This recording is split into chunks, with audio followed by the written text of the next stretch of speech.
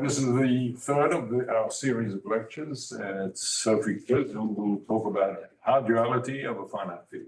Thank you. I'm really excited and honored to be giving this talk. So yes, I'd like to talk about Howe duality over finite fields. And so this might seem very similar to the title of the last talk, which was Howe correspondence over finite fields. But I guess I'd like to talk more about, so maybe from a sort of classical, one of these classical contexts where we have this bijection between these subset of irreducible representations for some pair of groups. It's really a back and forth sort of symmetric thing. We can go back from between one representation of one group and a representation of another group. And so maybe I'd like to talk today a little bit more about how to go back and forth.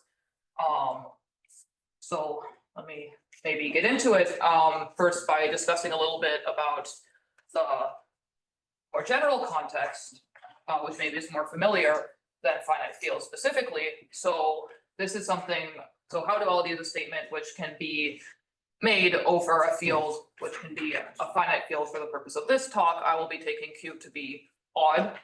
And it can, but it more classically exists as a statement over C, R, or some non-Archimedean local field, for example, QP.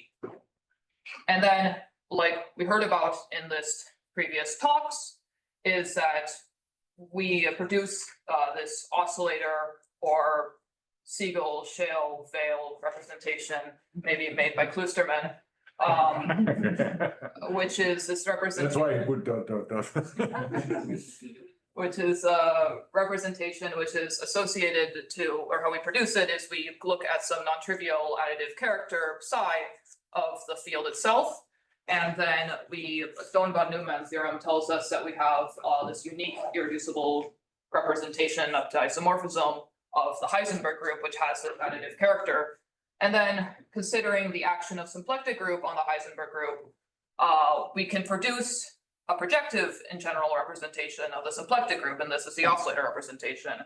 And in the cases of F, Q, or C, we really do end up having a genuine symplectic group representation, but these other cases like R or QP, it turns out that we really do need this extension of symplectic representation, which is instead called this metaplectic group. But this is not a context we'll consider in this talk. So what we do to find a correspondence between some representation theory is that we look at this reductive dual pair, like Roger said in this past talk, which consists of two groups, G and H, who sit in a symplectic group, and they are each other's commutants. And we can consider the restriction of an oscillator representation to G cross H, which is now again a subgroup of the symplectic or metaplectic group if we lift to metaplectic group. And then, sort of hopefully stated vaguely enough to not say something which is literally wrong in any of these cases, the sort of rough statement of Howe duality for K being C, R, or some other local field is that there is a bijection between some certain subsets, let me call them SG and SH, of the sets of irreducible representations of G and H. And this bijection is maybe called the theta correspondence. And it's so that when I look at this decomposition of the restricted oscillator representation, it has pieces which look like, which I can either index over rho sitting in this set SG of the form rho tensor, where rho is sent by the theta correspondence. Or on the other hand, because of this sort of bijection symmetry, I can also index by the representations in SH, and so have the sort of inverse of where what G representation is sent to some pi, maybe tensor pi. So this is a statement in these cases like C, R, and QP. But over a finite field, something like Roger said earlier, something different is happening, sort of partially due to some difference between what we see on the symmetric bilinear forms from these other two contexts, and also due to a sort of just different context of representation theory. These are just genuine representations of finite groups. And so maybe let me from now on specifically consider these type 1 reductive dual pairs, which look like a pair of a symplectic group, SPV, an orthogonal group, O of some orthogonal space W with respect to symmetric bilinear form B. So this is, like we just saw, a reductive dual pair sitting in SP of V tensor W. And let me denote by omega V tensor W some fixed oscillator representation of this big symplectic group. So there is some fixed additive character, which I'm omitting from the notation here. So first, let me recall what's going on with the symmetric bilinear form, so what this B can look like. So if I give you some FQ space W, any symmetric bilinear form on it must be mostly hyperbolics. So it can look like a sum of, let's say, HB hyperbolics, which look like 0, 1, 1, 0, plus with an anisotropic part, which can only have dimension 0, 1, or 2. So it's very restricted kinds of symmetric bilinear forms we have due to what we know as our Witt ring or Witt group over a finite field. So in particular, if the dimension of the orthogonal space W is odd, say 2n plus 1, we know that there must be exactly m hyperbolic sitting in there, and the z is of dimension 1. And on the other hand, if the h is of even dimension 2m, then we know that we have actually two choices of hyperbolics being either having m or m minus 1 of them. So it's a sort of natural thing to do in this context, which maybe is also even familiar for those who know about who for some methods which also work in local case, is that it's a good thing to see what we get if I give you some WB, what happens if we remove k of the hyperbolics. So let me denote this by W minus k and B minus k. So this is a new sort of orthogonal space and form, which are now of dimension of W minus 2k. So then let me also introduce two sort of stable ranges of these type 1 reductive dual pairs.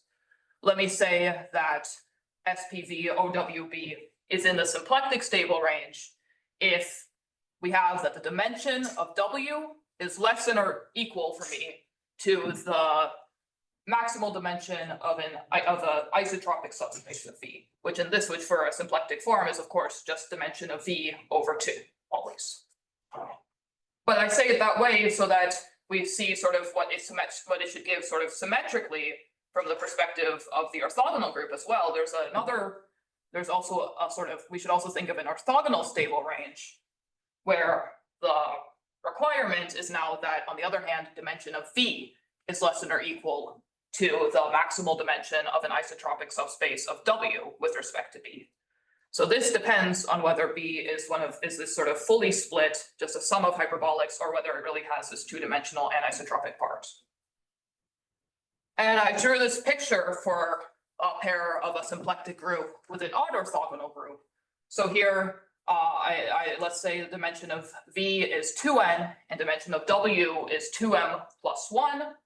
So then I have my pair in the symplectic stable range when n and m are one of these points in this blue range over here. Whereas if n and m are in this orange range over here, it's in the orthogonal stable range. And so we can see that this is covering quite a few cases of pairs. However, there's still this quite big gap in the middle. So solving in these two cases is not necessarily already enough, but it will help us. And so I want to maybe recall in maybe this notation, these results of Shamgar, Gurevich, and Roger Howe, which we've been hearing about today, is this, if I have a pair of SPV and OWB, which is in the symplectic stable range, again, meaning that dimension of W is less than or equal to the dimension of V over 2, then there exists a system for these such V and WB, there is a system of injections, which actually I didn't write it here, but they actually also have disjoint images. But didn't Roger say less than n? So actually, Am I missing something? I guess I believe that this part of what I'm about to say works when dimension of W is n. However, the thing about the rank is it's not so helpful for producing small representations because it gives representations of the full n rank, which are now big representations. So but this system of injections works for all of these pairs, and these are going from the set of irreducible representations of OWB into the set of irreducible representations of SPV. And let me call it eta, and let me also keep track of which V and WB I have. And then what happens is that there is a top part of the restricted oscillator representation, which is of the form of a sum indexed over representations of this orthogonal group, which is a small group, remember, for these pairs. And what we get as the summands are eta applied to this pi, tensor pi. And this lives in again in the restriction of omega v tensor W to SPV cross OWB representations. So we can see this is somewhat reminiscent of the sort of classical statement of Howe duality. We see this sort of pairing of these tensor factors. But this W talk is sort of something which I can explicitly describe, or it's Yes, yes. We can explicitly write down what these are, and maybe if I have time, I will say a few words about how we can write them down. For example, in this language of like the cuspidal or of the Lustig classification of irreducible representations. But these system of injections is called the eta correspondence. And I guess one sort of first thing is that one can also go in the opposite direction. So this is a completely symmetrical result where instead of the word symplectic, we now say orthogonal and we switch SP and O. And what this is more specifically in the orthogonal stable range. So now where the orthogonal group is much. A second, since we have Shamgar and Roger here. Why eta? Why is it not theta? Well, it was not the full theta correspondence. It was Right. You cannot get grant if you call it theta. Zeta is your terminology. Yes. Okay. I'm sorry about the notation. With the obviously different things.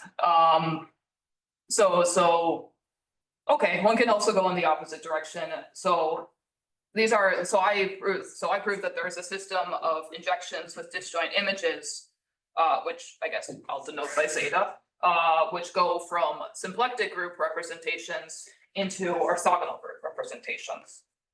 And so this is so that there is a top part, which is sort of taught from like a different perspective than in this previous slide.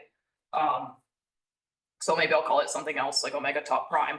But it consists of, again, this sum now indexed over symplectic group representations, consisting of that symplectic group representation tensor where it is sent according to the zeta correspondence.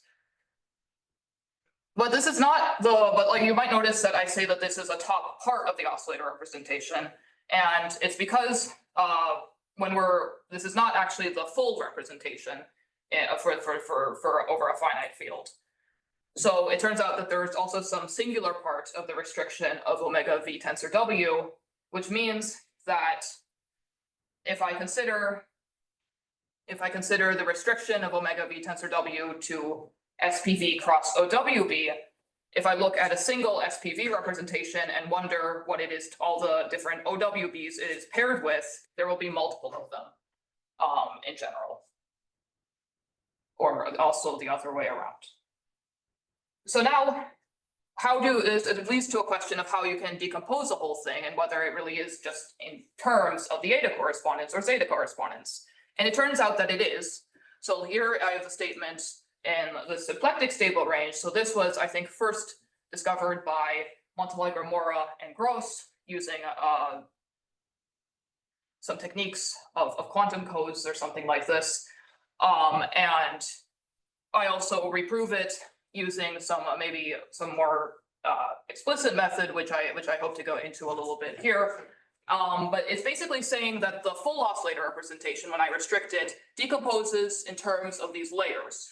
And so what I have, first of all, layers which are indexed by the possible dimension of an isotropic subspace of W with respect to B. So this is this K going from 0 to this maximal possible HB. And then what I have in each one of these layers is a direct sum, which is indexed now over irreducible representations of this smaller orthogonal group, O W minus K, B minus K. And then what my summands are still the eta correspondence. Now you see I haven't written the subscript, but because it goes from this W minus K, B minus K now to still this top SPV representation. So I have eta V of pi as my SPV factor, and then I tensor it with this signed parabolic induction applied to pi, which takes it up to a true OWB representation. So what this is signed parabolic induction means really is that I can consider maximal parabolic in OWB, which has as Levy subgroup this OW minus K, B minus K, cross with PLK of FQ, again, because I have this K-dimensional isotropic subspace of WB. And what the sign is doing is that I'm taking pi on this orthogonal factor of the Levy subgroup, but I'm taking this sign of the determinant on the GL factor. And then, of course, what about the other side in the orthogonal stable range? Well, again, it's a completely symmetrical statement where we just switch SPV and OWB, meaning that it decomposes now into layers which are indexed by the possible isotropic subspace dimensions in a symplectic group, which now always go from K equals 0 to dimension of V over 2.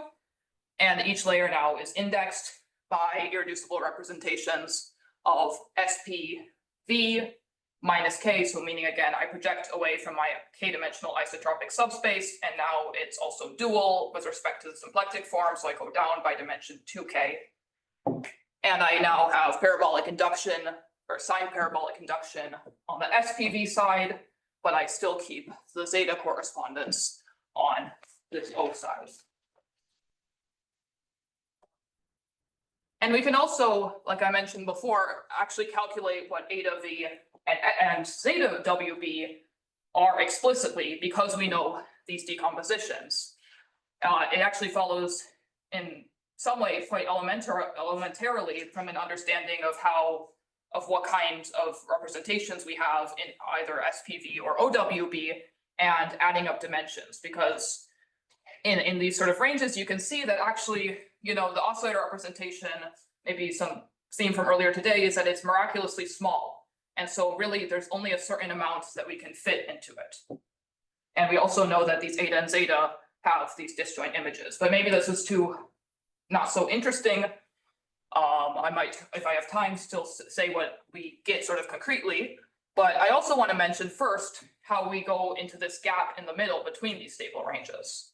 So I want to split, let's maybe split these remaining pairs of symplectic and orthogonal groups into two, maybe let me call them metastable ranges, sort of basically according to which of the stable ranges a pair is closer to. And so basically, why it sits so vaguely is because it's essentially going to be split down the sort of case of equal rank, which is sort of maybe the hardest case in some way. But it's sort of a technical condition about whether we count that case as in the orthogonal metastable range or the symplectic metastable range. So maybe to avoid getting into that, I've just drawn another picture, which is the case of symplectic group with odd orthogonal group. And so here, basically, I take into account in the orthogonal metastable range, that's this light orange bit, if I have n less than or equal to m, whereas in this light blue part, I say it's in the symplectic metastable range if n is strictly greater than m. So I also, you can get from the explicit description of in the sort of stable ranges, you can sort of deduce what happens in these metastable ranges as well, which in fact then once we also have this sort of decomposition statement for the full restricted oscillator representation, we can really explicitly see how it decomposes in all cases of V and WB. And I want to mention that this strengthens, or this sort of can be thought of as strengthening the work of Shuyan Pan, who calculated in this restriction of the oscillator representation which pairs of irreducible representations of symplectic groups and orthogonal groups are appearing. But here we sort of see exactly, we can add up really the dimensions, and we also, in the method which I'm going to talk about, see sort of precisely where each tensor pair appears, which is what's helping us sort of reconcile maybe this sort of general description of the pairs of irreducible representations with the philosophy of Gurevich and Howe, that there should be these correspondences between these two cases, or between the symplectic and orthogonal group representation. So in terms of a kind of application that Shamgar was mentioning, where you want to isolate the trivial representation in order to solve these group theory questions, like here, is Pan's work sufficient already, or do you know? Maybe. I don't believe so, because I believe that it's really useful to actually, we really need to know the eta correspondence, which really sort of specifies like this top tensor product. Whereas sort of Pan has all of the sort of tensor pairs together, and it's also not so easy from Pan's method to see what multiplicity things are. There's something about the method which sort of shows that the multiplicity of the pairs he describes appears with at least once, but here we'll see exactly sort of that it appears with a single idempotent, so it's really appearing once. Just one comment, but I think that for the top part, Shu and Pan also show that he has the same thing, right? I mean, Can you talk a bit louder? yeah, I mean, like for the top part, I think Shu and Pan already describe it, like so definitely one for the top part. Yes, yes. Yeah.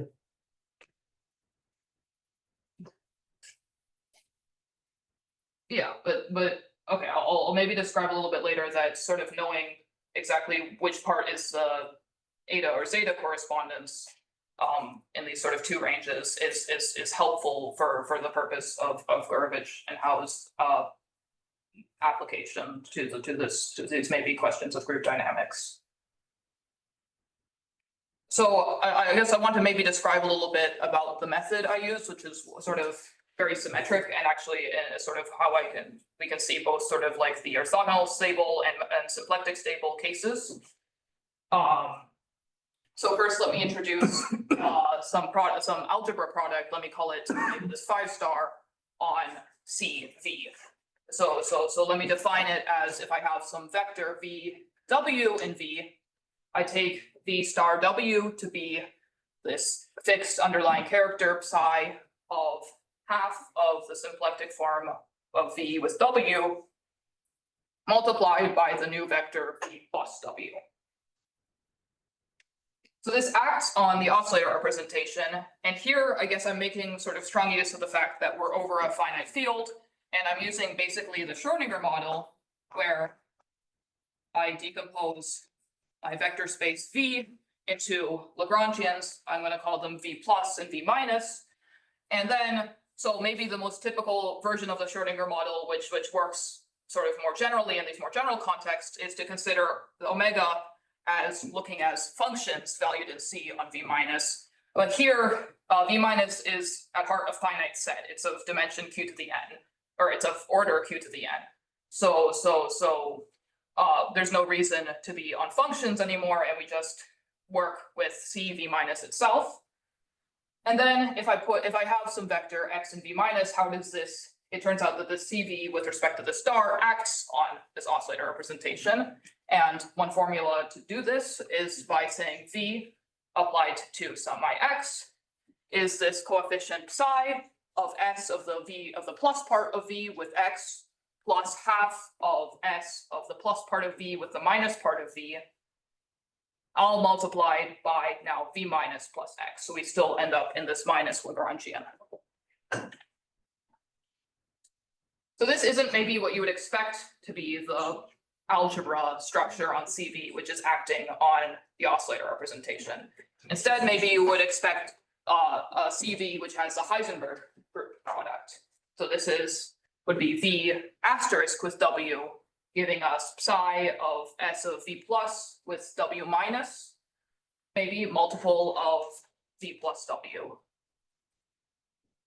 Okay, so this is sort of just some sort of untwisting of you can go between this star and this asterisk in some way, like by sending V to psi of half times S of V, the plus part with the minus part, times itself. And okay, so I'm not sure if this is historically right, but I guess the first place I found this in sort of the literature was this paper of Howe, which first introduced thinking about oscillator representation over finite fields. So I think of it as Howe's theorem. I'm not sure if that's exactly right. But it says that if I take an oscillator representation and I tensor it with its dual, I give back CV. So just with SPV acting in the usual way. So we can maybe even see this from this action of the Heisenberg group directly.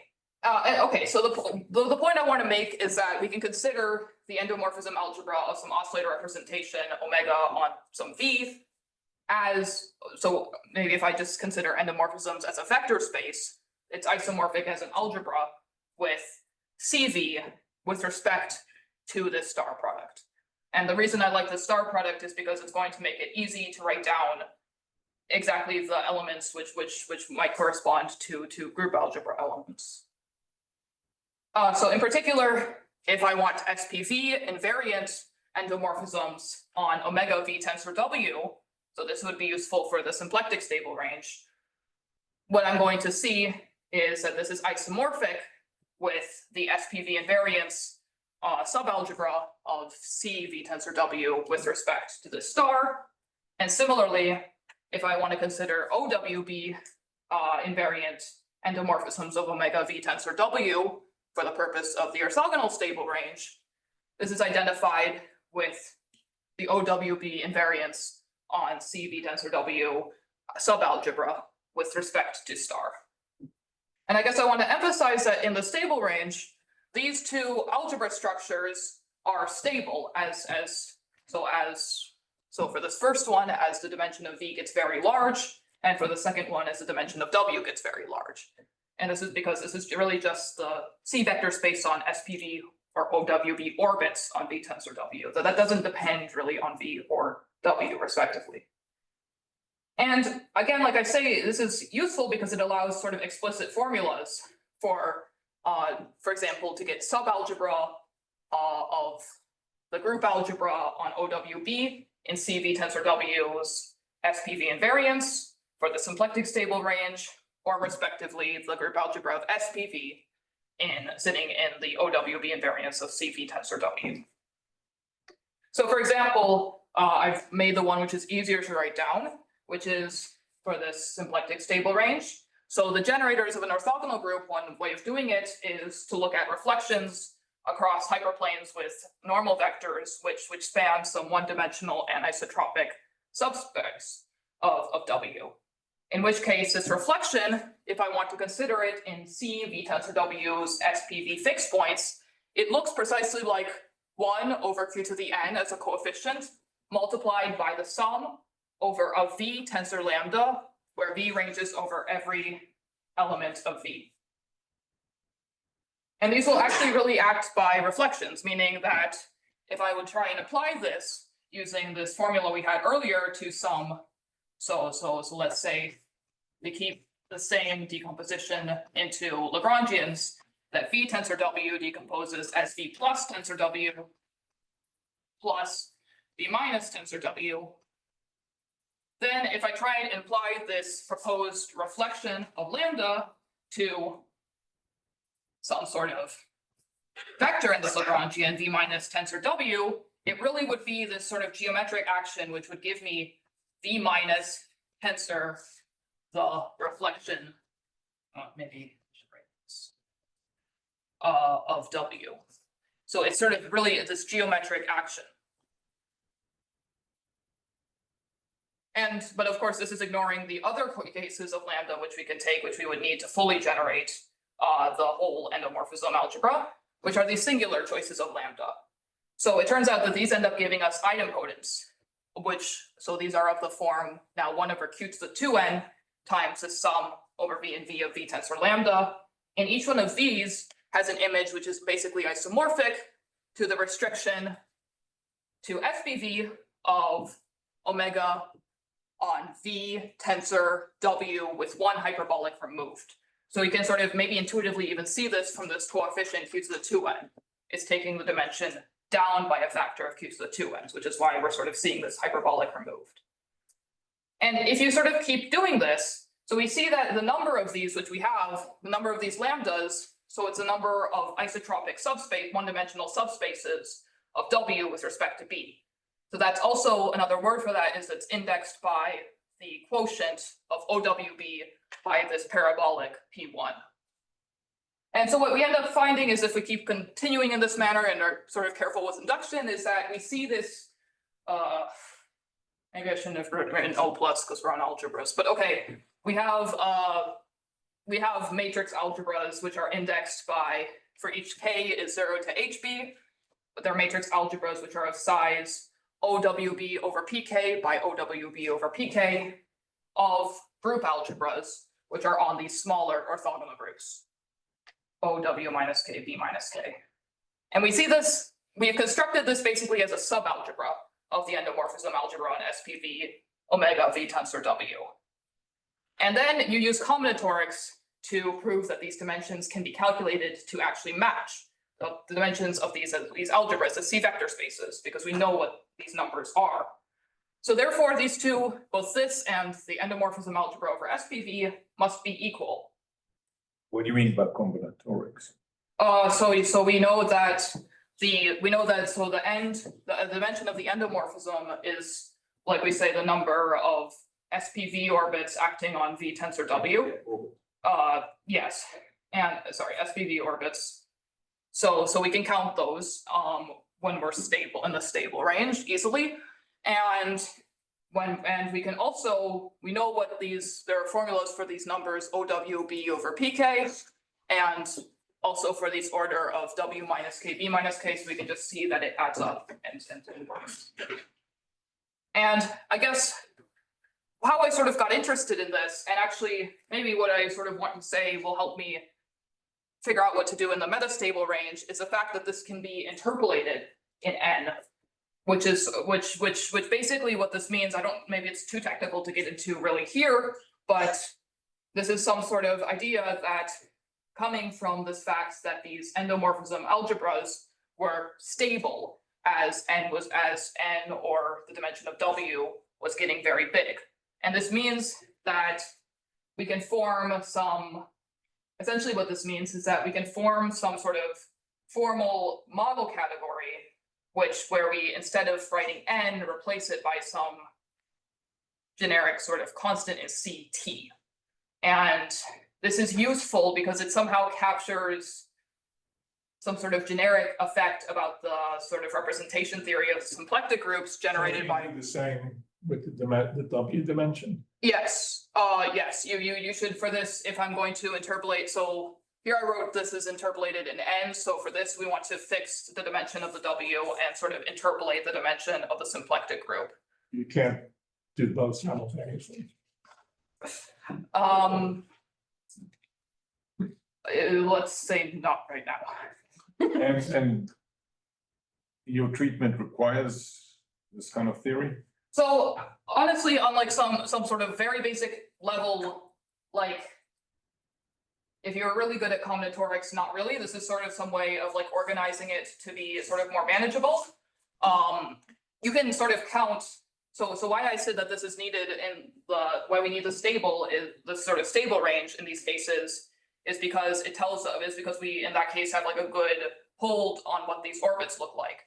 But when we enter the metastable ranges, some of these orbits start to disappear. So for example, I can't have, but we can see this. So for example, we can count, since we know explicitly which idempotents are giving us what in this algebra, we can really sort of see what's disappearing and when we're in this metastable range, because we can just figure out which ones are now dead and if we don't have those orbits.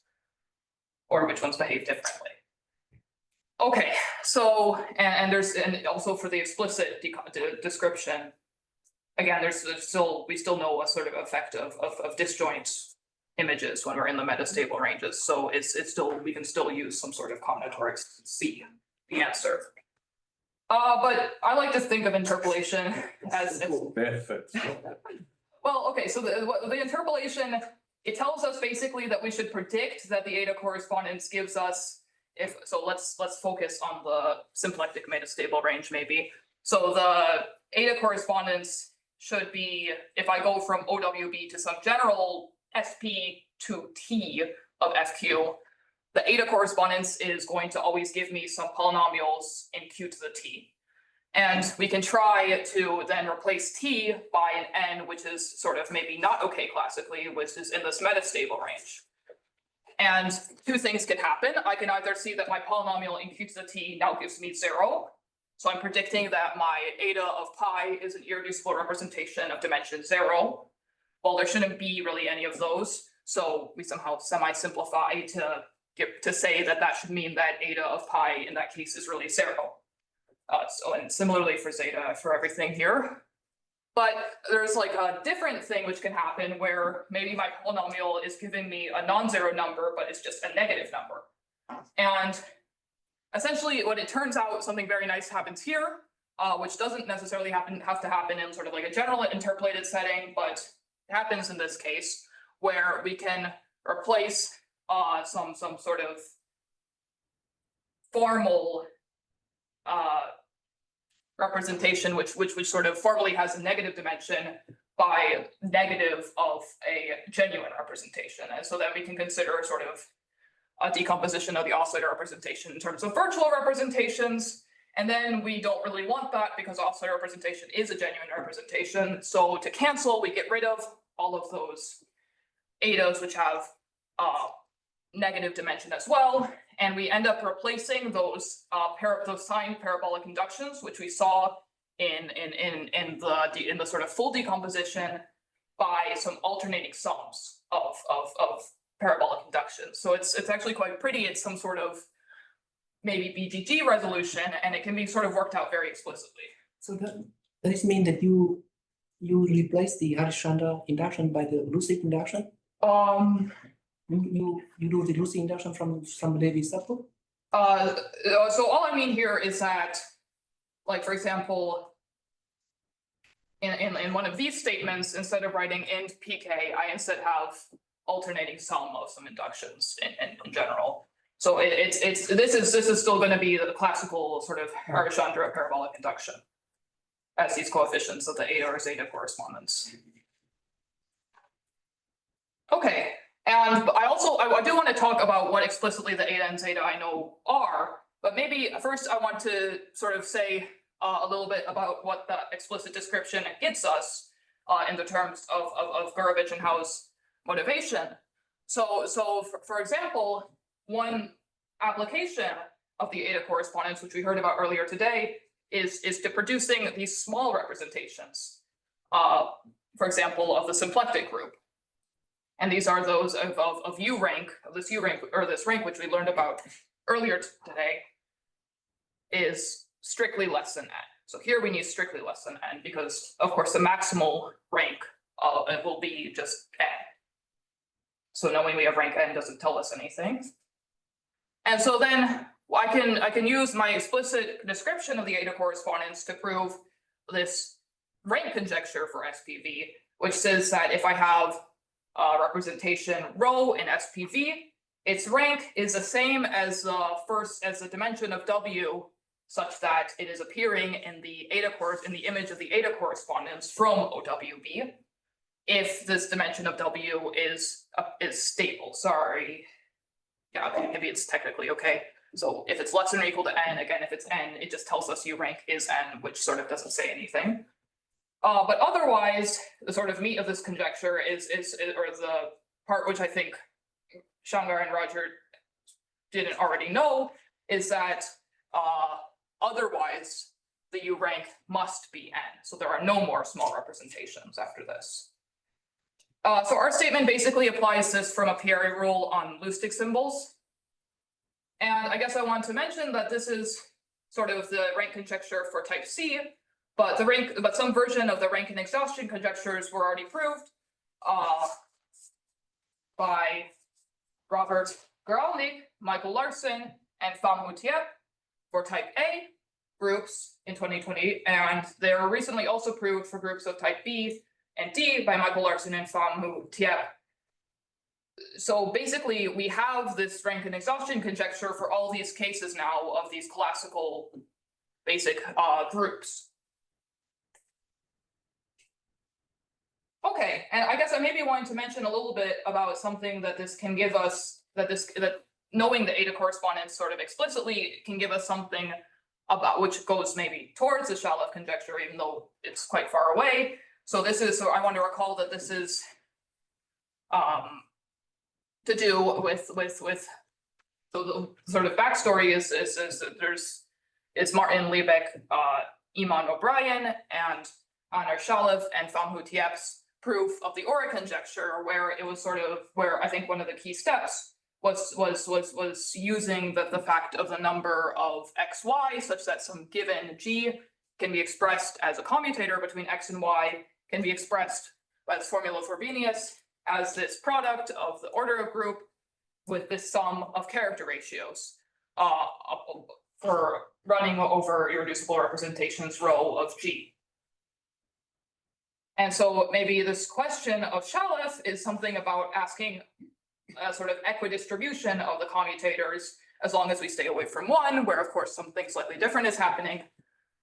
So I'm going to be considering sort of a very weak version of this, which is weaker than what Shamgar was talking about earlier today, which is that I just want to consider if I have some sort of element G which is not equal to 1 in the group, I want to just consider the limit as Q goes to infinity of this sum of the character ratios, where now I take the representation to be non-trivial. And I just want to prove that it's 0, so I'm not going to say that it's O of 1 over Q, but I would like to say that it's 0. Or I'd like to consider the question, which is asking if it's 0 or not.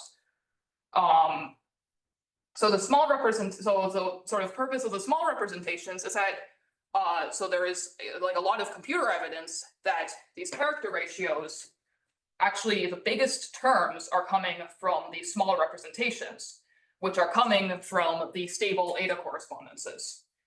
And also there should be, the computer's results also say that there should be a cancellation statement for these partial sums if we run over the images of the two eta correspondences for the dimension of my orthogonal group being less than n. To be clear, where do we put the absolute values in numerical things that you're citing?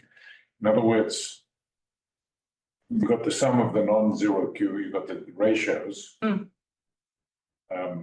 There's internal cancellation and there's also external. I don't think we want any absolute values. I think we really need a lot of the internal cancellation. Actually, I'll show maybe like one example where we see really we do quite need it. And also, okay, but like, I mean, maybe this computer evidence is suggesting that like, if we look at one specific rank, so the images of a pair of eta correspondences from a certain orthogonal dimension, maybe that individually should cancel. Yeah, that's right. Okay. But so I guess I prove some version of this in like a very stable range, meaning that I'm assuming n is very big compared to the orthogonal group rank. So of course this isn't useful to actually making it to the full Shalev conjecture, because we would need it to be all the way into the stable range. We would need n greater, this to be true for n greater than m. But this is maybe at least some indication that this is sort of the right thing for some, with some, at least some weak evidence. So it turns out that for G not equal to 1, this limit I can only look at, it actually works for the odd case if I just look at the image of one single eta correspondence, that the sum of the this partial sum of character ratios is 0. 1 and minus 1. Pardon? 1 and minus 1. Maybe you want to say that also is it true for the minus the identity? It is true for the identity, and this result does, or sorry, for the minus the identity. Not true for the actual identity. And it's because so this result actually does work for -1 as well. It actually turns out that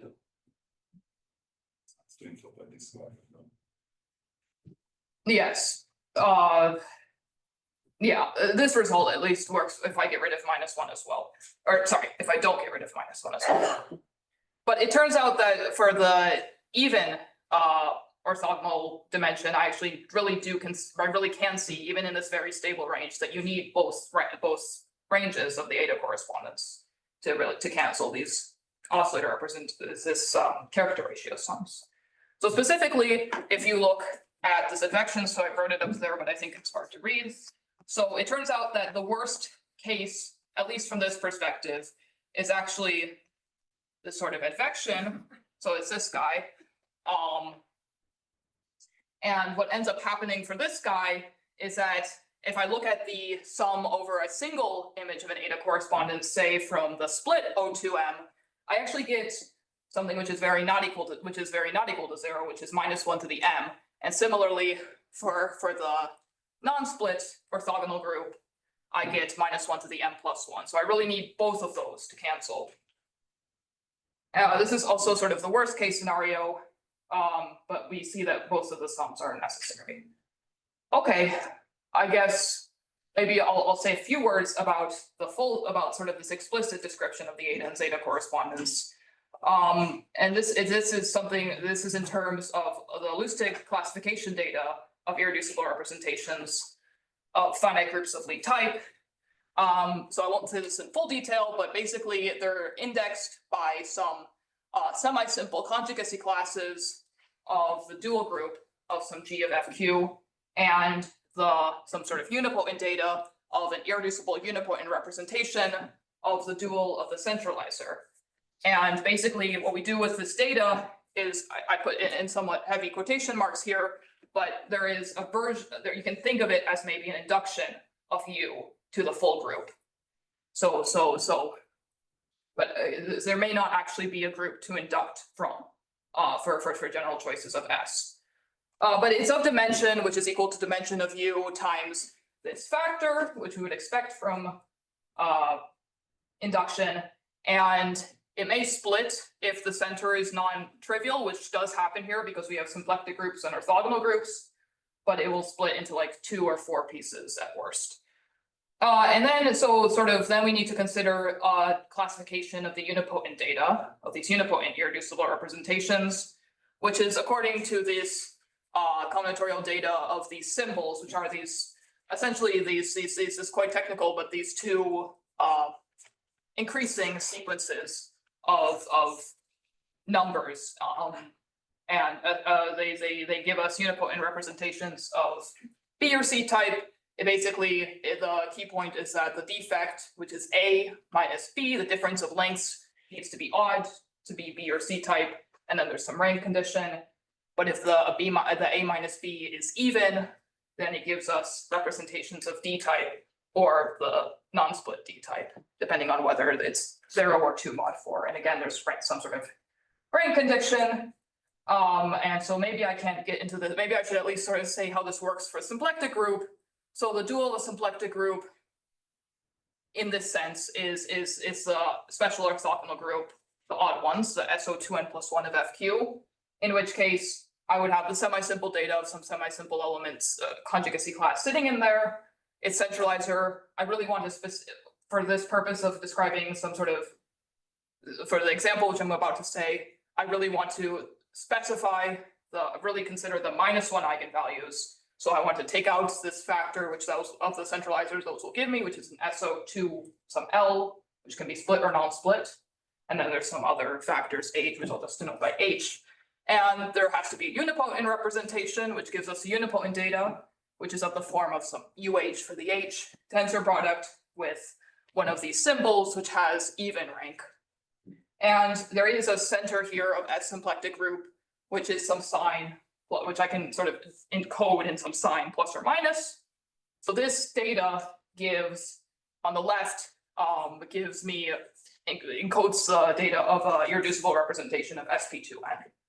Okay, so I don't maybe want to say in full generality what the other side of the O2N plus 1, but I do want to maybe say how maybe a stable odd zeta correspondence takes us from this left-hand side to the representations of O2N plus 1 of FQ. So essentially, first, one good thing about the odd orthogonal group is I can actually just split off the Z mod 2. So let me do that and consider it as Z mod 2 cross SO2M plus 1 of FQ. So the dual of that, now we return to symplectic groups is SP2M. And the semi-simple data, the new semi-simple data I take to produce a zeta of input representation is obtained by just adding more -1 eigenvalues to S. So I could maybe write it badly as S plus minus I to sit in SP2M. So if I'm doing the zeta correspondence, M is big compared to N. And so this has this new centralizer where basically the H part stays the same, but the part which is for -1 eigenvalues changes into from both it changes type and it changes rank. And so basically what we do to the unipotent data is we keep the sort of U which is associated to this H, and we tensor it, and how we need to alter this sort of last factor, which is really changing the group. And this, what we do is we just add a single entry to the end of the symbol. So that entry is determined by having the right rank. And there's, in this case, 2 choices, but this is determined by which one we take is determined by the central sign data. So this is sort of an example, but it's basically the same pattern, works more generally. If I have a pair which is involving an odd orthogonal group, I want to do this sort of focusing on -1 eigenvalues and to do the same recipe. But if I have an even orthogonal group, I want to do this recipe, but to the 1 eigenvalues. And essentially this means that there's only going to be 1 factor of the unipotent representation data, which we need to change. And I always want to do it by adding some entry to the end of the symbol. And I guess maybe I want to say that basically what's happening in the metastable range is that we will still know that n rho prime, this entry we want to add to the end of the Lustig symbol is greater than or equal to 0. Maybe this doesn't actually matter, but at least it's nice to write down for this. But we might formally write down, if we try and just apply this recipe, some sort of λ1, λa, and then n rho prime over mu1 up to mu b. But this n rho prime might not actually be big enough to be actually strictly larger than λa. So it may not be like a true Lustig symbol.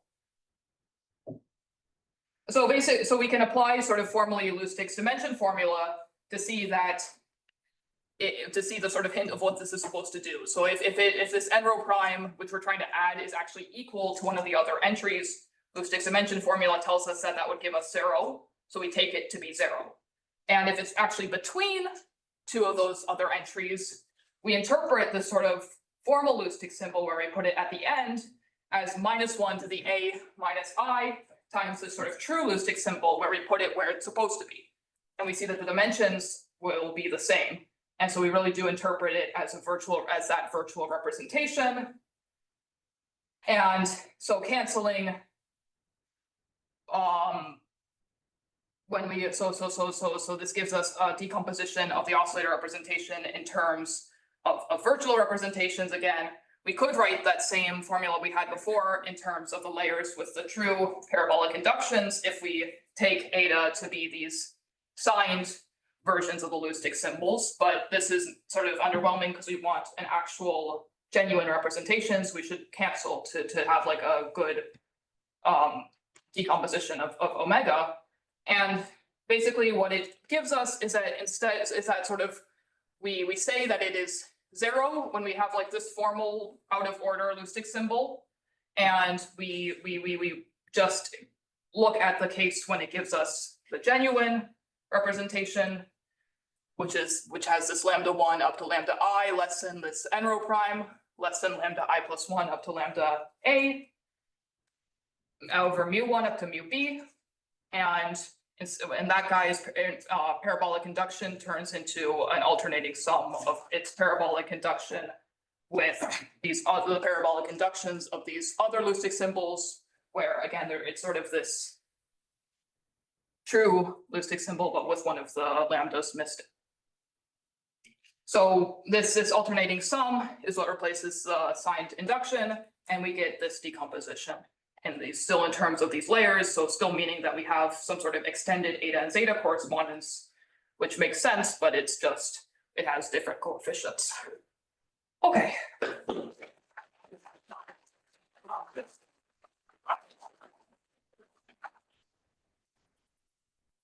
Thank you. Are there any questions, comments? Yes. So I think that when you work, for instance, with the even of dimension of the group, right? Yes. And I think that you will see the disconnected centralizers of your CBC element, the dual. Yes. And so I think that, so probably one thing that maybe you have used, or maybe you should use the result of a pan when he extend the Lustig label to the disconnected group, because Yes, so I guess I use Lustig's sort of classical notation where these symbols are, I can sort of freely switch the rows, and then this sort of, so Han does not use this notation. He uses a notation that these are of a fixed order, and that's to sort of distinguish this sort of central sign. But I just keep track of the central sign sort of outside of it as like another sign. no, what I mean is that, I mean, the Lustig classification is only for the. And This is, okay, I see. So when you go to the full orthogonal group, then you have to extend this. No, this is completely right. So this thing which I wrote earlier, that these are the unipotent representations of groups of D or 2D type, that's only true for SO2M plus or minus. But then if we were to, so then what happens if we want to say this, so I'm sweeping this under the rug slightly here because it's slightly more complicated, but if we want, but basically we can consider the induction from SO2M plus or minus of one of these Lustig symbols to the full O, which we want. So this is one of these. And this can fall apart into two pieces, which I sort of interpret as sort of like signed versions of the, because it's sort of this with the extra data of which sign I'm taking for the sort of center, or for the plus or minus one, which is in the, which I get from the quotient of this O over this SO. Yes, and what I'm saying is that the Shu and Pan give you a way to canonical labeling for these two components of the induced representation. Yes, so yes, so Shu and Pan, his labeling of, so yes, but it can also be written in with this notation as well.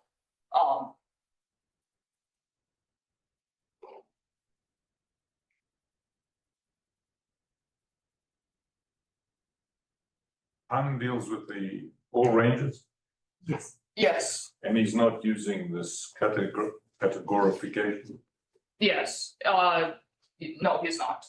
But I think what's good about this is it's sort of looking at this sort of category perspective, or even if we don't look at it, but think about in terms of like these endomorphism algebras or hump algebras between the omegas, it sort of tells us which part is really at the top. It's very clean, but in the application, in some of these applications, I mean, maybe TIEP has many more applications for you, then I'm sure this finer structure will be useful.